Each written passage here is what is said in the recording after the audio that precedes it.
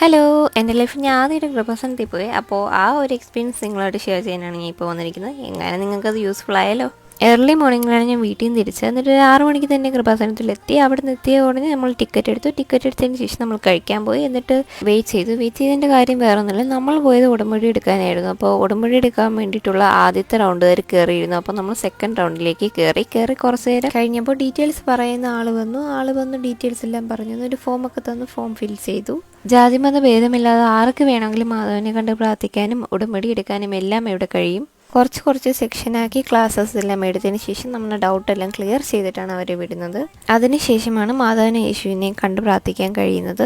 അതിന് മുമ്പ് തന്നെ കുറച്ച് ഇൻസ്ട്രക്ഷൻ എല്ലാം തന്ന് അതെല്ലാം പാലിച്ചിട്ടാണ് നമ്മൾ യേശുവിനെ കാണാൻ പോയിരുന്നത്. അങ്ങനെ ഇവിടുത്തെ കാര്യങ്ങളെല്ലാം കഴിഞ്ഞ് അവിടെ നിന്ന് ഇറങ്ങി. കൃപാസനത്തിലെ ലൊക്കേഷൻ വരുന്നതെന്ന് വെച്ചാൽ ആലപ്പുഴയിലുള്ള കലവൂർ.